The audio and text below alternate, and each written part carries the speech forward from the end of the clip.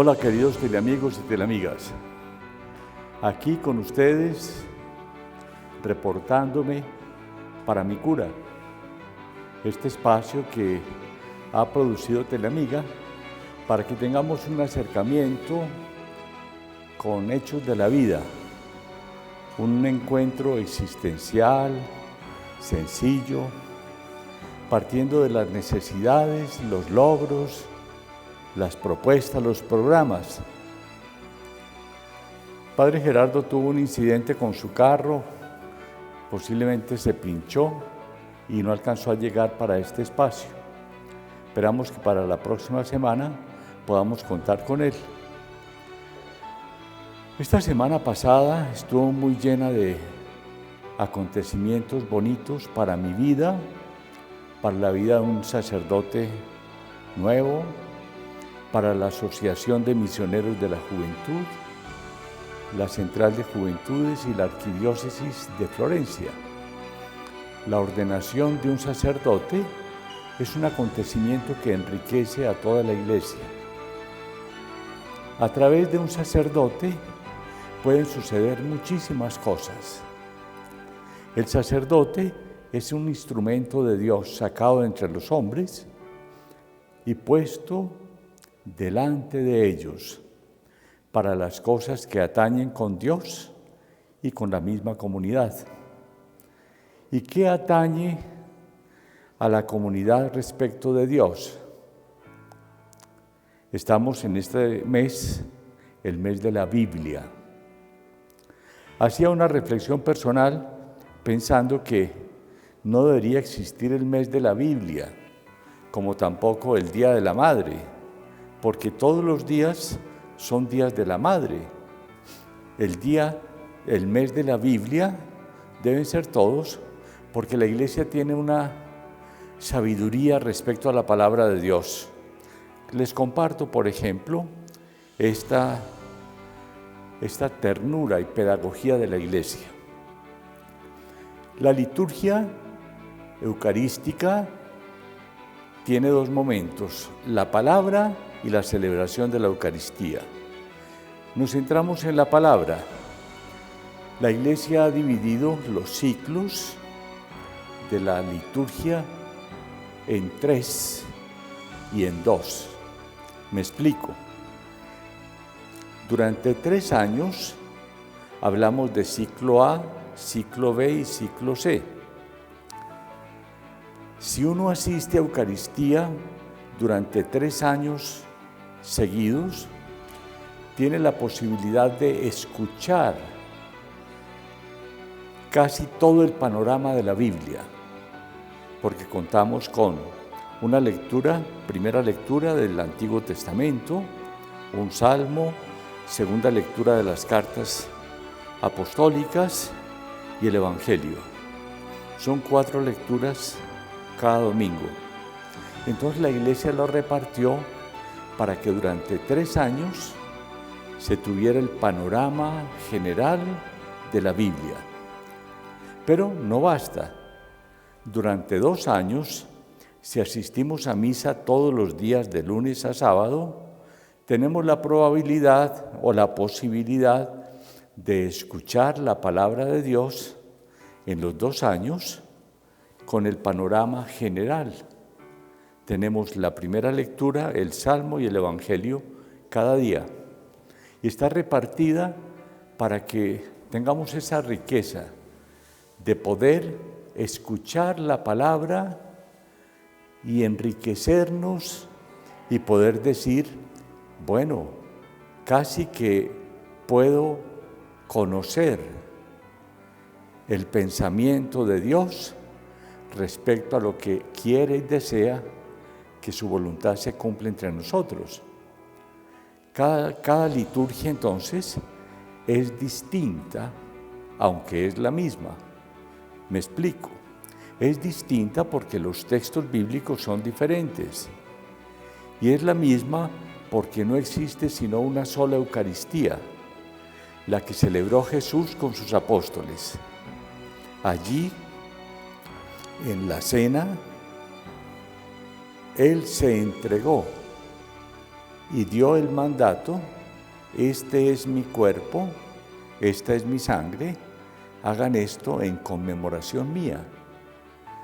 Cada vez que durante estos 20 siglos hemos tenido la oportunidad de celebrar la Eucaristía, este es mi cuerpo de Jesucristo, esta es mi sangre de Jesucristo, estamos trasladándonos al acontecimiento inicial de la Cena del Señor, la entrega. Esto tiene un misterio, aún más. Voy a entregarles otro dato de algo que es curioso. Uno suele decir: ay, es que la misa del Padre fulano me gusta mucho porque me hace reír. Otro dice: la misa del Padre Mengano me gusta mucho porque tiene un contenido social. Otro va a decir: la misa del Padre Perencejo me gusta mucho porque es aplicada a mi vida, a las cosas que yo siento. Y así podemos encontrar gustos para todos. Pero fijémonos en este detalle. Hoy, en este momento, se está celebrando la misa de 7 de la noche en este hemisferio. Pero al otro lado del mundo están a las 7 de la mañana y están celebrando la misa correspondiente al día de mañana, de las 7. Aquí comenzamos a dormirnos en la noche y en la otra mitad del mundo empiezan a trabajar, a despertarse, y hay misa de 7, hay misa de 8, luego misa de 12, y aquí seguimos durmiendo hasta las 6 de la mañana, y a las 7 de la mañana, cuando allá están cerrando, aquí estamos abriendo.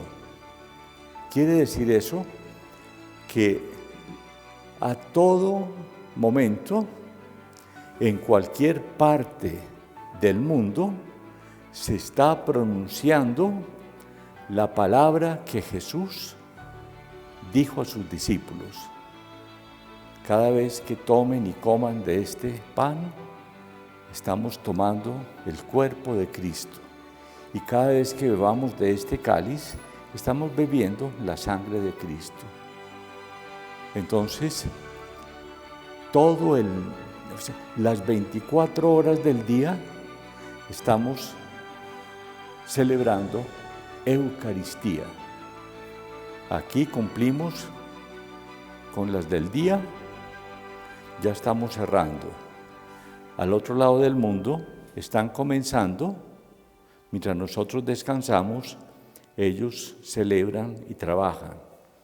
Igualmente, podemos decir que la Iglesia entera está orando las 24 horas del día, porque aquí estamos prestando nuestro corazón y nuestros labios para las oraciones de hoy. En el otro lado del mundo van a prestar para las oraciones de mañana.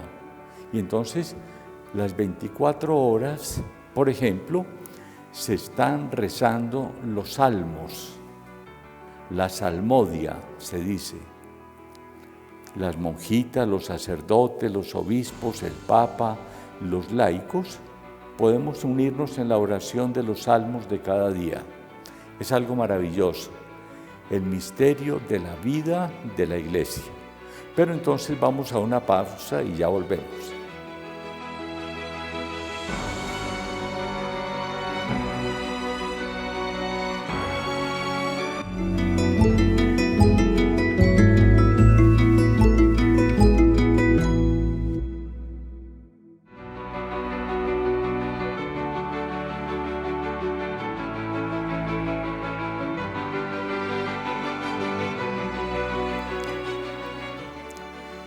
Algunas personas se creyeron el mito de que si se leía toda la Biblia uno se enloquecía. ¿Cómo va a querer la Iglesia que todos seamos locos? Bueno, si somos locos de amor por la Biblia, magnífico, que viva esa locura. Otros dicen, bueno, es que entender la Biblia, bueno, voy a hacer una experiencia sencilla. Cuando uno lee, por ejemplo, el Nuevo Testamento, es más fácil de comprenderlo. El Nuevo Testamento, porque son escenas que uno las visualiza fácilmente. Pongo un caso. Jesús va de camino que hay un hombre montado en un árbol y Jesús sabe quién es Zaqueo. Y Jesús le dice, Zaqueo, baja, que voy a hospedarme en tu casa. Cuando uno entiende esa escena, ese bello pasaje, uno quisiera estar presente ahí. Entonces, hagamos el ejercicio de meternos en la escena. Veamos la cara de sorpresa de Zaqueo. Y si yo fuera el que está en el árbol, ¿qué alegría podría experimentar? Jesús va a estar en mi casa. Entonces tendría que ponerme de rodillas y decir, Señor, yo no soy digno de que entres en mi casa, pero basta una palabra tuya y todo cambiará. Entonces sí, entiendo el pasaje de la escena de Zaqueo. Si yo me voy al pasaje de la Samaritana, Jesús está con sus discípulos y les dicen que vayan a buscar algo de comer. Se queda solo y ahí está el pozo de Jacob. Viene una mujer a sacar agua y Jesús le dice, mujer, dame de beber. Pero ella es samaritana y sabe que Jesús es judío, y los judíos y los samaritanos se repelen, tienen un choque histórico. ¿Cómo tú, siendo judío, me pides a mí que soy samaritana? Si uno va entendiendo esa escena, le provoca a uno meterse ahí también a ver qué pasa. Y cuando uno está metido en la escena de Jesús y la samaritana, va comprendiendo que Jesús está haciendo un ejercicio de reconciliación de dos pueblos. Y poco a poco va haciéndola a ella entender que Él tiene otra agua que salta hasta la vida eterna. Y la samaritana dice, pero este pozo nos lo dio nuestro padre Jacob. Sí, pero el agua que yo doy tiene valor para la vida eterna. Y entonces en esos dos niveles en que están dialogando, podemos estar nosotros metidos observando la reacción de la samaritana. Jesús le dice que vaya y venga con su marido. No, no tengo maridos. 7 maridos has tenido y el actual no es el propio. Uy, veo que eres un profeta.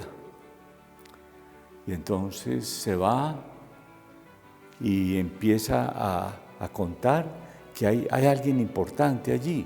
Entonces se viene con mucha gente del pueblo. Ya no creemos por lo que tú nos dices, sino que nosotros mismos hemos visto. Y entonces, estando uno metido en la escena, comprende más fácil el episodio de Jesús con la samaritana.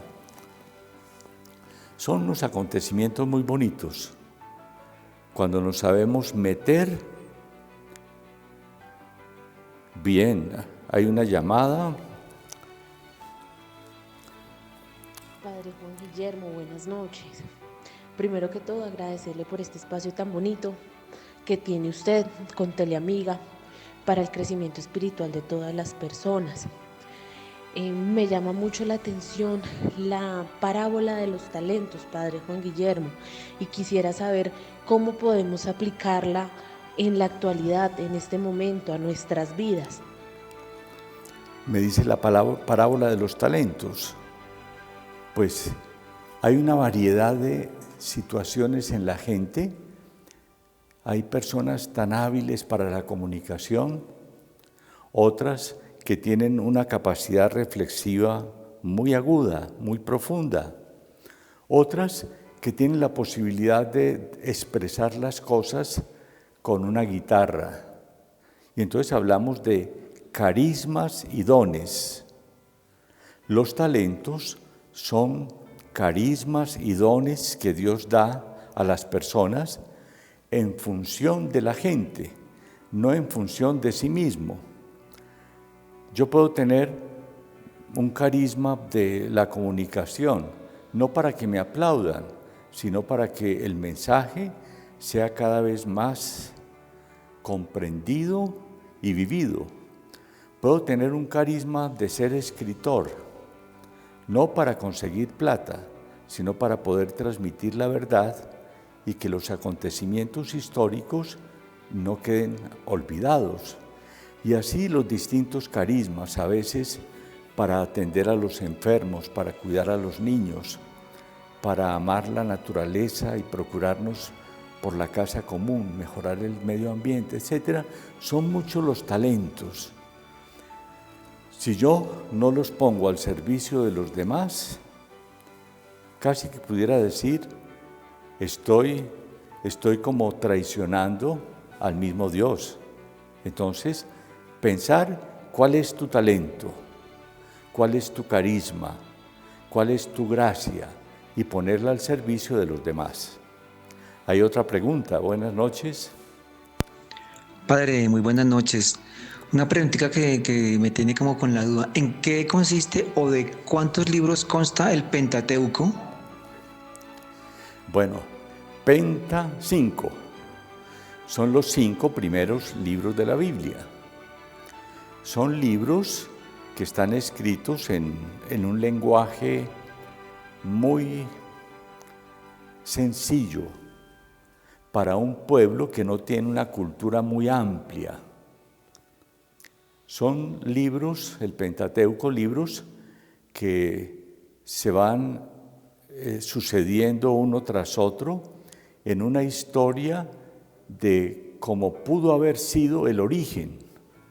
Y tenemos entonces el libro del Génesis. Y el escritor sagrado, o los escritores sagrados, porque son cuatro líneas de reflexión, ellos van tratando de comunicar esa posible acción de Dios en favor de la creación, del hombre, de la naturaleza, de la vida, de la historia, de la relación con Él.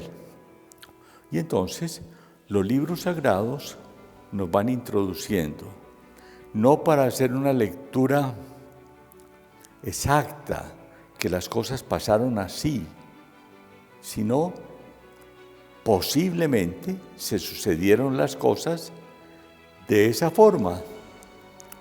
Tomó Dios del barro de la tierra.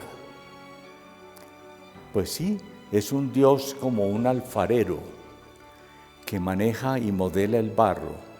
Y si uno hoy lee el Pentateuco o el Génesis de la creación, y uno ya sabe lo que hace un alfarero, que hace una figura de barro y si sale mal la desbarata y vuelve y la arma. Entonces entendemos que la figura es perfecta para hacernos entender que Dios hizo todas las cosas. El tiempo corre, hagamos una pausa y ya volvemos.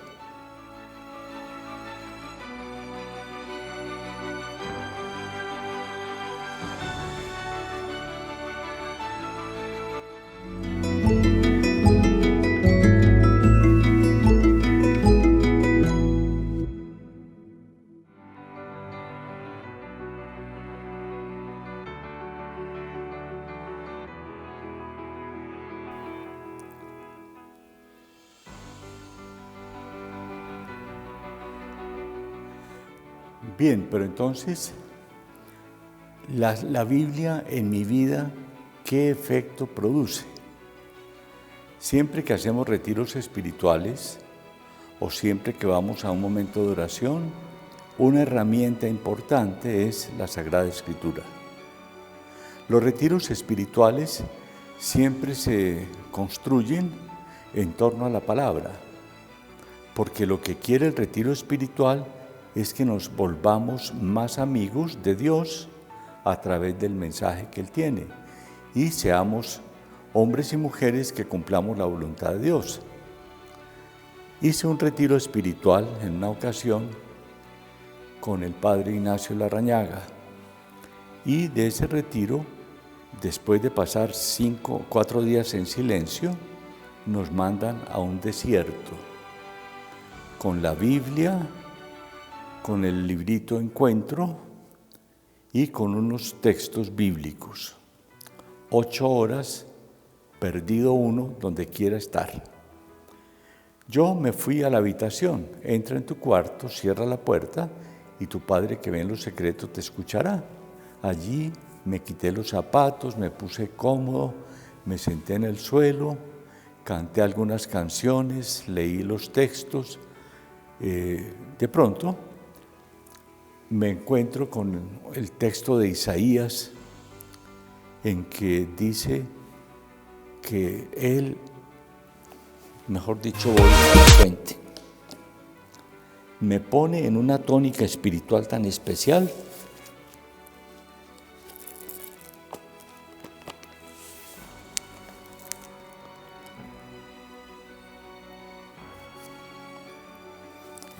que me dejó turuleto. Y ahora así dice el Señor, el que te creó, Jacob, el que te formó, Israel. No temas que yo te he rescatado, te he llamado por tu nombre y eres mío. Y entonces ahora empiezo yo a cambiar el nombre de Jacob o Israel por el mío. Te he llamado por tu nombre y eres mío.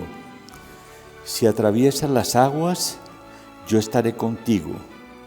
En los ríos no te ahogarás. Si pasas por el fuego, no arderás. La llama no te quemará. Porque yo soy el Señor tu Dios, el Santo de Israel, tu Salvador. He entregado a Egipto como precio de tu rescate, a Etiopía y Saba a cambio de ti. Y eres que tú vales mucho para mí, eres valioso y yo te amo. Por eso entrego hombres a cambio de ti, pueblos a cambio de tu vida. No temas que yo estoy contigo. Ahí yo me empecé a derretir, como se dice. Porque tú eres valioso para mí. Si Dios me dice eso a mí, ¿yo cómo quedo? Yo quedo llorando de emoción, porque sentí que Dios me estaba hablando, me estaba tratando con cariño, me estaba tratando por mi nombre, me estaba recordando lo que había hecho por mí. Y cuando uno va descubriendo eso, pues se siente privilegiado. Ahí sí, me mató. Ese fue el efecto de un retiro espiritual. Ese encuentro con Dios. Yo lloré, yo canté, yo gocé y disfruté de la experiencia. En otra ocasión, otro retiro, quedé con esta idea. El padre Esquerda Bifé, español, hablando de la alegría, la sonrisa se ve, no se oye. La sonrisa se ve, no se oye. Y entonces recuerdo una frase del padre Fernández: la mirada fija en el cielo, el corazón en el sagrario, los pies bien puestos en la tierra, la sonrisa en los labios, pero la alegría en el corazón. Señor Jesús, en esta jornada para mi cura, te doy gracias por lo que nos has enseñado a través de este corto espacio.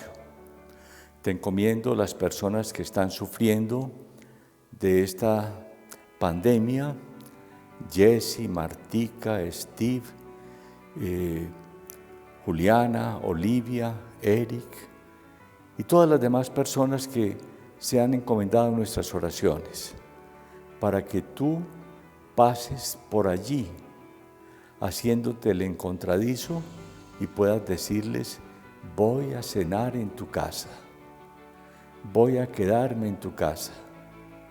Y todos podamos decir: Señor, no soy digno de que vengas a mí, pero una palabra tuya bastará para sanarme. Dios los bendiga y les proteja, en el nombre del Padre, del Hijo y del Espíritu Santo. Amén.